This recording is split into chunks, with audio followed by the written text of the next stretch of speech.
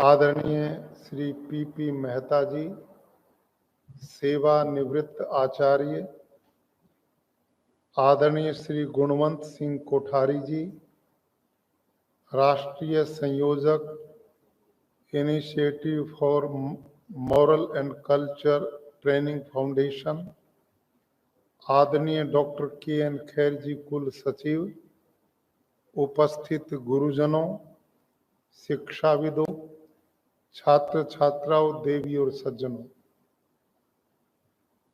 सर्वप्रथम मैं कुलपति महोदय को आज के इस आयोजन के लिए बहुत बहुत शुभकामनाएं और उनका धन्यवाद भी देता हूं। गुजरात टेक्नोलॉजिकल यूनिवर्सिटी आज पूरे देश में अपना एक गौरवमय इतिहास स्थापित कर रही है। सैकड़ों कॉलेजेस जिसमें तकनीकी शिक्षा को युवा पीढ़ी जानकर आगे बढ़ रही है। ऐसे आज के इस परिवेश में गुरु शिष्य परंपरा के भाव को जिंदा रखने का उनका जो एक बहुत श्लाघनीय प्रयास रहा है, उसके लिए वो निस्संदेह बधाई के पात्र हैं। आपने भारतीय जीवन मूल्यों को आज अपने गुरुजनों को इस यूनिवर्सिटी में बुलाकर जो उनका सम्मान किया है, आदर भाव प्रकट किया है और हम सबको इसमें सहभागी बना लिया, इसके लिए भी मैं उनका धन्यवाद करता हूं। जब सेठ साहब अपने गुरुजनों को सम्मानित करते घूम रहे थे तो मुझे अपने गांव का, जब मैं स्वयं 5वीं क्लास में पढ़ता था, मुझे अपने सारे गुरुजनों की स्मृति आ गई।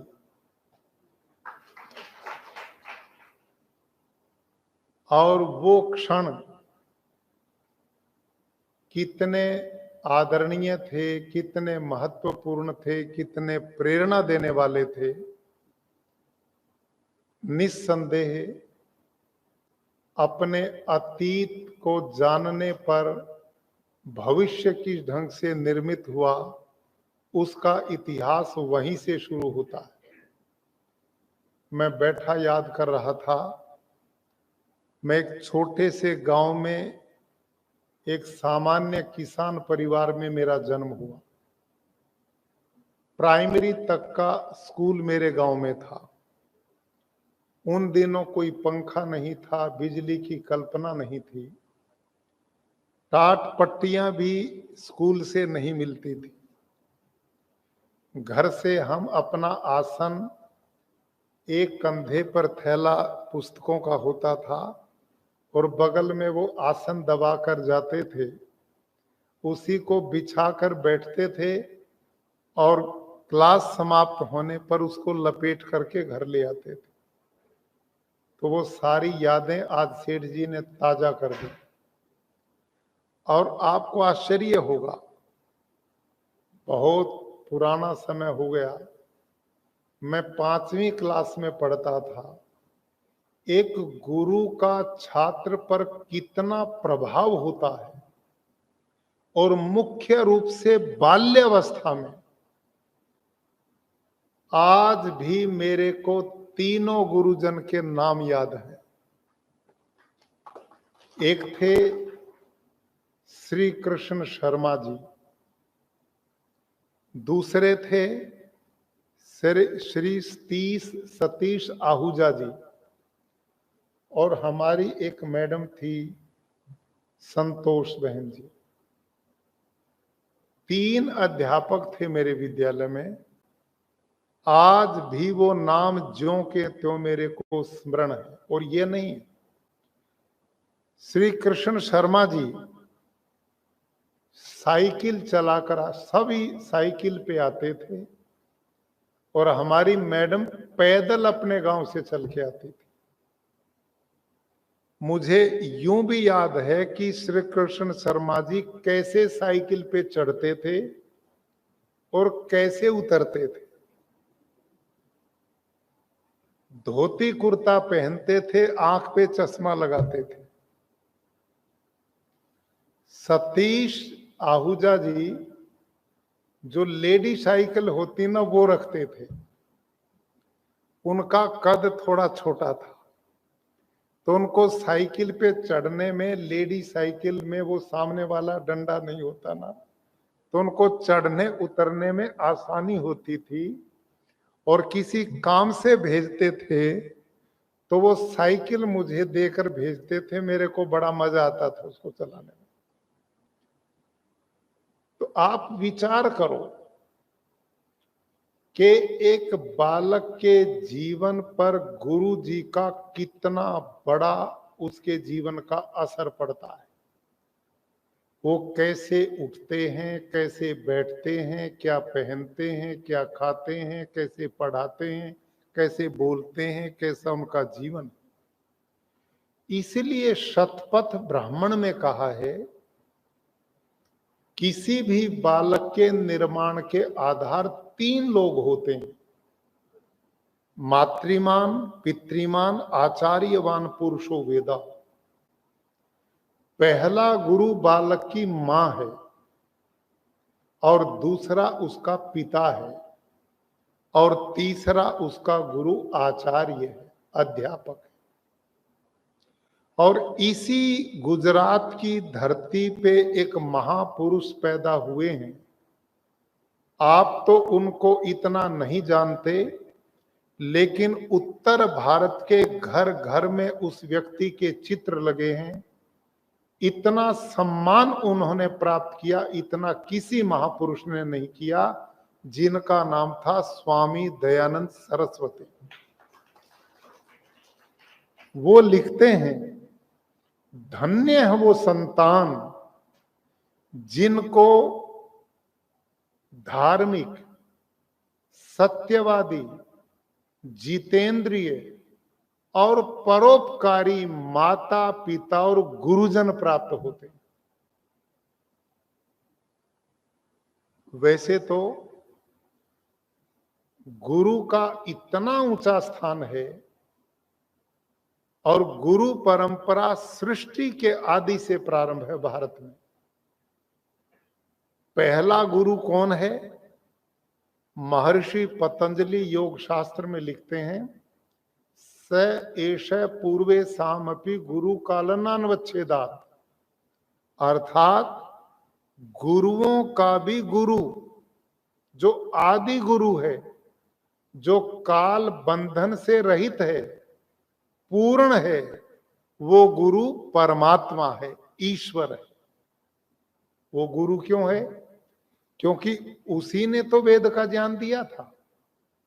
अग्नि, वायु, आदित्य, अंगिरा, इन 4 ऋषियों के हृदय में हृत प्रतिष्ठम जदजिरम, कि उस परमात्मा ने उन ऋषियों के हृदय प्रदेश में बैठकर गुरु का रूप धारण करके इन ऋषियों को वेदों का ज्ञान दिया। और वहीं से गुरु परंपरा का प्रारंभ हुआ।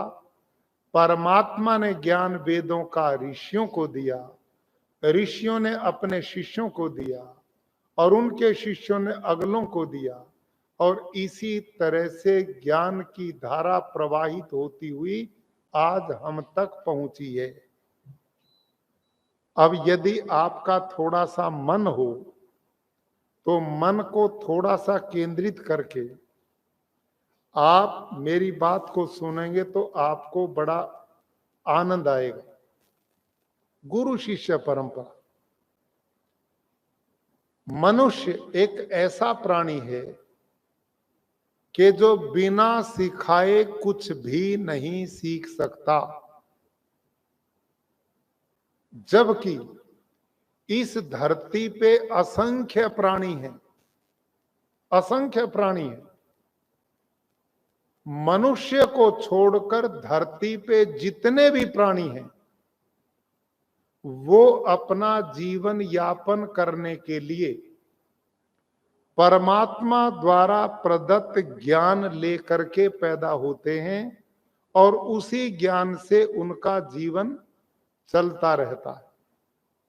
उदाहरण के लिए, अब भाई मैं अध्यापक हूं, आप भी बहुत अध्यापक बैठे हैं, और क्लास बढ़िया तब चलती है जब हाँ ना में उत्तर चलता है। गुरु जी बोलते रहे, शिष्य जी चुपचाप सुनते रहे, काहे की क्लास है वो? तो जीवन होना चाहिए कि नहीं ये विद्यार्थियों में? तो हाँ ना करके मेरे साथ, विद्यार्थी और गुरु की परंपरा है आज का दिन, तो उसी तरह हमने आज इसको चलाना है। थोड़ा समय है ना आपके पास? तो अब समझिए, एक गाय एक बच्चे को जन्म देती है, किसी भी प्राणी का बच्चा जन्म देता है। आप उस बच्चे को पैदा होने के कुछ ही समय बाद पानी में छोड़ दो, वो तैर करके पार हो जाएगा, हाँ या ना? अब उसको तैरने की ट्रेनिंग किसने दी थी? समझ में आई कि नहीं बात? ये ज्ञान ये प्राणी परमात्मा की ओर से लेकर के पैदा होते हैं, इसको बोलते हैं स्वाभाविक ज्ञान। ऐसे ही धरती पे जितने भी प्राणी हैं वो जो ज्ञान लेकर के पैदा होते हैं वो ईश्वरी की ओर से स्वाभाविक ज्ञान है। लेकिन हम मनुष्य दुनिया के सबसे श्रेष्ठ प्राणी भी हैं, लेकिन हम ऐसे हैं कि जो बिना सिखाए कुछ भी नहीं सीख सकते। लेकिन दूसरा, इस मनुष्य में एक गुण बहुत बड़ा है कि जो सिखा दिया जाए वो सीख भी लेता है, और सीख ही नहीं लेता, सीख करके दूसरे को उसकी ट्रेनिंग भी दे सकता है। जबकि अन्य प्राणी में ऐसा नहीं है।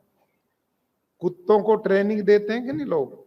डॉग ट्रेनिंग चलती है ना, तो जितना उसको सिखाया जाता वो सीख लेता है, लेकिन वो डॉग सीख करके दूसरे डॉग को ट्रेनिंग नहीं दे सकता ना। लेकिन मनुष्य ऐसा कर सकता ना? मनुष्य ऐसा करता है। तो अब जो ध्यान करने की बात है, ये गुरु शिष्य परंपरा न होती तो ज्ञान का प्रवाह आज हम तक नहीं होता। बिना सिखाए मनुष्य एक ऐसा प्राणी है जो कुछ भी नहीं सीख सकता। एक उदाहरण, एक नहीं अनेक है दुनिया के इतिहास में। सीरिया में एक राजा था जिसका नाम था असुरबेनीपाल। ये सब भारतीय संस्कृति के देश थे। आज क्या है वो आप देख रहे हैं। तो वहां एक शिलालेख मिला। राजा असुरबेनीपाल ने ये जानने के लिए कि मनुष्य को कुछ ना सिखाया जाए तो वो कुछ सीख सकता है या नहीं, तो उस लेख में इस बात का विवरण पाया कि उस राजा ने अपने काल में कुछ ऐसे बालक जो अभी पैदा हुए थे उनको अपने यहां ले आए और गूंगी दाया के संपर्क में उन बच्चों को रखा। गूंगा जो व्यक्ति होते हैं, ना बोल सकता ना सुन सकता है, तो उनके संरक्षण में उन 8-9 बच्चों को पालने के लिए छोड़ दिया गया। जब वो बच्चे बड़े हो गए 7-8 साल के, तो उनके ऊपर परीक्षण किया कि इन्होंने क्या सीखा। 0/0 थे। उसने खाना सिखाया, खाना सीख लिया। कपड़े चेंज करती थी, वो सीख लिया। जो दिनचर्या थी उससे अतिरिक्त, क्योंकि गूंगी दाया न बोल सकती थी न सुन सकती थी, वही स्थिति उन बच्चों की 8-9 वर्ष की आयु तक हुई और निर्णय हुआ कि बिना सिखाए मनुष्य का बच्चा कुछ भी नहीं सीख सकता। अकबर के काल में भी ऐसा एक परीक्षण हुआ था और सेम रिपोर्ट वहां पे आई थी। और आज भी कोई करे, लेकिन करना नहीं चाहिए, नहीं तो बच्चे ज्यों के त्यों रह जाएंगे। इसलिए इस बात को मानिए कि बिना सिखाए हम कुछ भी नहीं सीख सकते। अब मेरे से कोई यूं पूछे कि भाई आचार्य जी, आपने भाषण देना कहां से सीख लिया? ये साफ सुथरे कपड़े पहनने कहां से सीख लिए? आपने पढ़ना लिखना कहां से सीखा? सामाजिक व्यवहार कहां से सीखा? तो मेरा उत्तर क्या होगा? मेरा उत्तर होगा, ये मैंने अपने माता पिता से सीखा, अपने गुरुजन से सीखा और अपने समाज से सीखा। मेरा उत्तर ठीक है गलत है? यही है ना? अब देखिए, चलिए, अब मेरे माता पिता गुरुजनों से पूछो कि भाई आपने कहां से सीखा, तो उनका उत्तर क्या होगा? यही होगा। और अब सृष्टि की उत्पत्ति को कितना काल हो गया?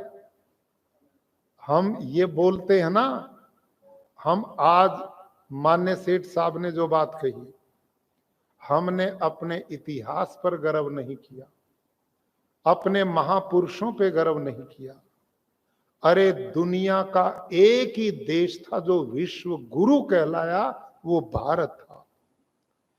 जिन दिनों ढाका का मलमल माचिस की डिब्बी में बंद होता था, उस समय यूरोप के लोग वल्कल वस्त्र पहन करके गुजारा करते थे।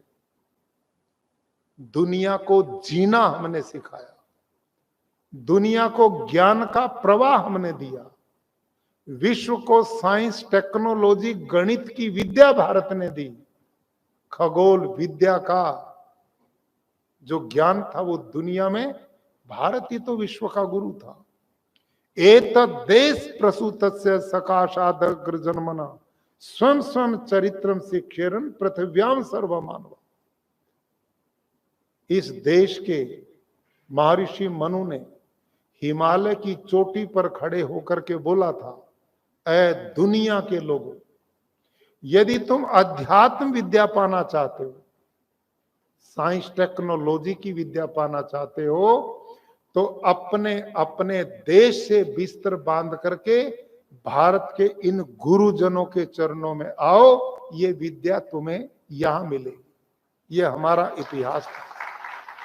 आज जो हम गर्व करते हैं ना, मेरा बेटा अमेरिका में है, ये कनाडा में है, ये ऑस्ट्रेलिया में है, ये फलाने देश में, दुनिया के लोग गर्व करते थे कि मेरा देश, मेरा बालक भारत के ऋषियों के चरणों में विद्या प्राप्त करने के लिए गया।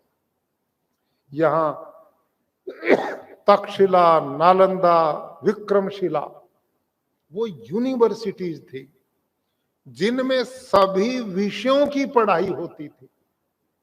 और भारत के ये गुरुजन लोग उनको उस विद्या का ज्ञान दिया करते थे। तो सृष्टि की उत्पत्ति का काल कितना है? साइंटिस्ट लोग कहते हैं कि इस दुनिया को बने लगभग 2 अरब साल हो गए। आपकी यूनिवर्सिटी तो टेक्नोलॉजिकल यूनिवर्सिटी, साइंटिस्ट ये मानते हैं दुनिया के संसार को बने लगभग 2 अरब साल हुए हैं। और हमारे ऋषि पता क्या कहते हैं? लगभग नहीं, 1,98,53,122 वर्ष हुए।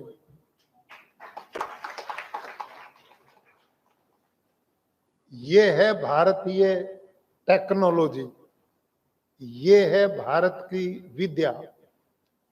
लगभग नहीं, पक्का प्रमाण। ये हमारी विद्या का महत्व था जो इन गुरुजनों के द्वारा मिला। और कैसे विद्या का प्रवाह हुआ मैं बता रहा था।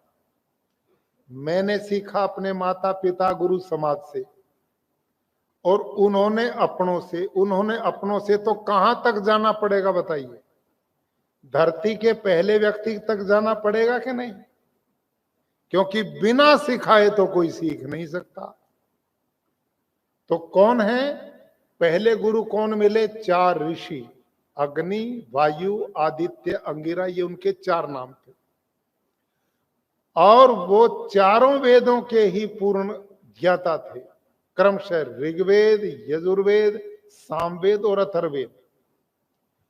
और उनसे पूछा तुम्हारा गुरु कौन था? तो उन्होंने कहा स एष पूर्वे सामपि गुरु कालन अनुच्छेदा, कि हमारा गुरु परमात्मा है। और उस परमात्मा ने हृत प्रतिष्ठम जदजिरम, हृदय प्रदेश में बैठ करके उस ज्ञान को, वेद के ज्ञान को हमें दिया। और वो ज्ञान विकसित होता हुआ गुरु शिष्य परंपरा से आज तक हमें प्राप्त हुआ उपनिषदों के रूप में। वो ज्ञान हमें प्राप्त हुआ श्रौत सूत्र ब्राह्मण ग्रंथों के रूप में, शास्त्रों के रूप में। और बाद में उसी ज्ञान के प्रवाह को भगवान कृष्ण ने गीता के रूप में, कहीं रामायण महाभारत के रूप में, और भारत के ज्ञान की ये परंपरा अनादि काल से गुरु शिष्य परंपरा से हमको प्राप्त हुई है। तो अपने देश में गुरु का स्थान सबसे ऊंचा माना गया। प्यारे भाई और बहनों, दुनिया में 2 ही प्राणी ऐसे हैं जो अपने संतानों का सबसे बड़ा हित चाहते हैं, एक गुरु और एक माता पिता। दुनिया में हर कोई व्यक्ति हर किसी से आगे बढ़ना चाहता है, कोई किसी से नीचा नहीं रहना चाहता। लेकिन संसार में ये 2-3 प्राणी हैं, एक मां, एक पिता और एक गुरु। जब उनके शिष्य का, उनके संतान के बढ़ने का अवसर आता है तो उनकी उन्नति के सामने ये घुटने टेक देते हैं और चाहते हैं कि ये हमसे भी आगे बढ़े। दुनिया में कोई किसी से नीचा नहीं रहना चाहता। आज मेहता साहब हमारे बीच में बैठे हैं, 90 वर्ष से ऊपर की आयु के। इनकी खुशी का कोई ठिकाना नहीं है कि उनके हाथ का पौधा आज वट वृक्ष रूप बन करके एक यूनिवर्सिटी का वाइस चांसलर।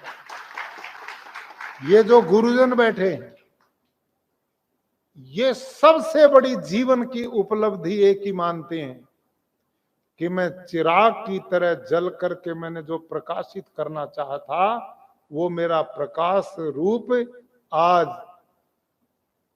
कुलपति महोदय के रूप में है।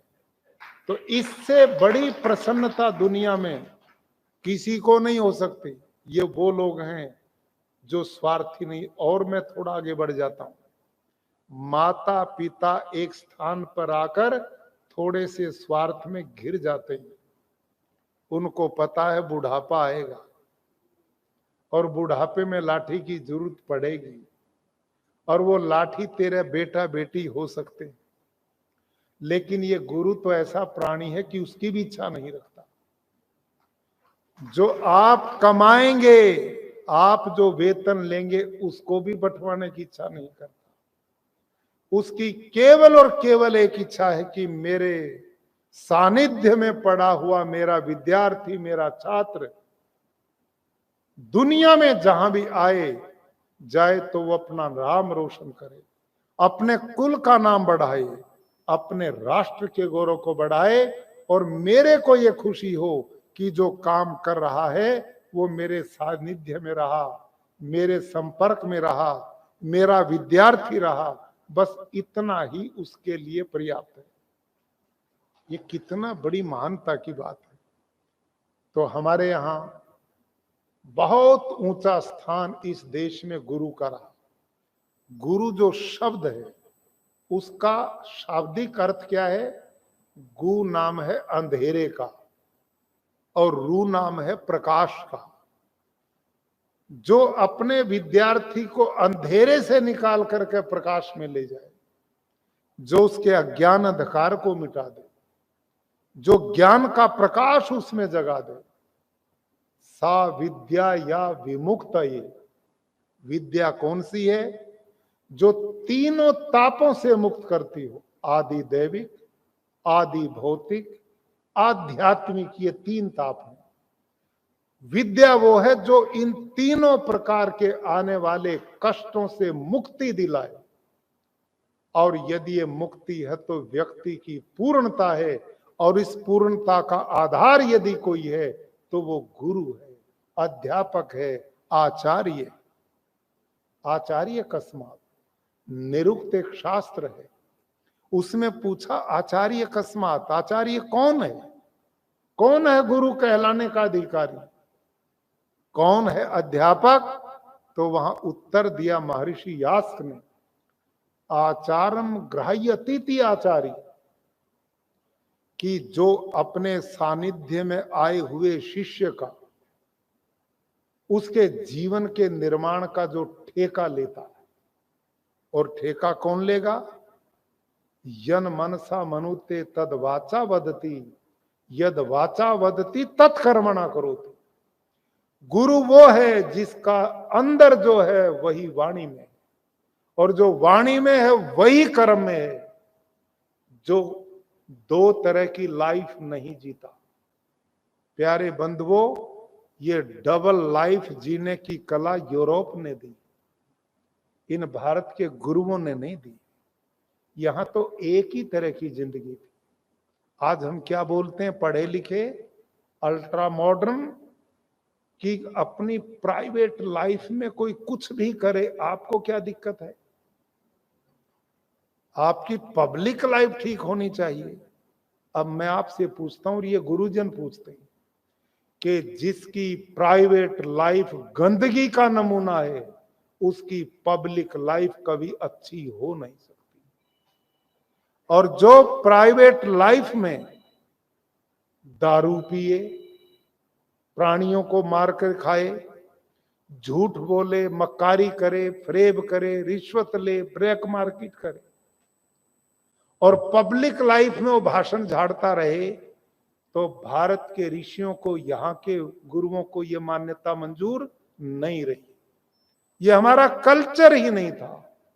यहां तो एक ही तरह की जिंदगी थी, जो बोला जाए वो किया जाए। ये जीवन दर्शन भारत की गुरु शिष्य परंपरा के द्वारा पीढ़ियों को मिलता था। और उससे कितना सुंदर समाज था, कितना सामंजस्य था, कितनी एकता, प्रेम, भाईचारा समाज का था। आज वो सब टूट रहा है, ये परंपराएं लुप्त हो रही है। यहां नारा दिया जाता था बालक को, मातृदेवो भव, पितृदेवो भव, आचार्य देवो भव, अतिथि देवो भव। के मां देवता है, पिता देवता है, गुरुजन देवता है, अतिथि लोग देवता हैं, ये पढ़ा जाता था। आज हम बहुत पढ़ लिखे, बड़ी बड़ी कोठियों में रहते हैं, बड़ी बड़ी लंबी गाड़ियों में चलते हैं, धन से तिजोरियां भरी पड़ी, सब कुछ है, लेकिन उस सब कुछ में मां की चारपाई के लिए जगह नहीं। पिता बूढ़े के सम्मान का भाव समाप्त हो गया। एक विद्यार्थी सामने आते गुरु को देख करके रास्ता बदल देता है कि बूढ़ा आ रहा है, नमस्ते करनी पड़ेगी। आज हमने इस वर्तमान शिक्षा पद्धति में ये पैदा किया।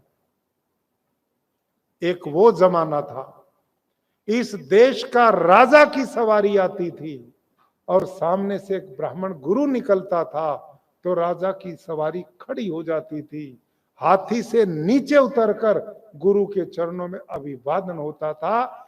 ये इस देश का कल्चर था। और जहां गुरु में इतना सम्मान का भाव, तो गुरु भी तो सब कुछ उलेट देता था, अपने ज्ञान की धारा बालक को पूर्ण देता था, और उसका पूर्ण समग्र विकास ये हमारी परंपरा का आधार रहा। आज मैं सेठ साहब को बधाई देता हूं कि आज एक ऐसी यूनिवर्सिटी में जो साइंस की यूनिवर्सिटी है, टेक्नोलॉजिकल यूनिवर्सिटी है, उस यूनिवर्सिटी में भारत की प्राचीन व्यवस्था का ये कार्यक्रम अद्भुत है। इसी की जरूरत है। बहुत बड़े साइंटिस्ट कहते हैं, उन्होंने बोला था,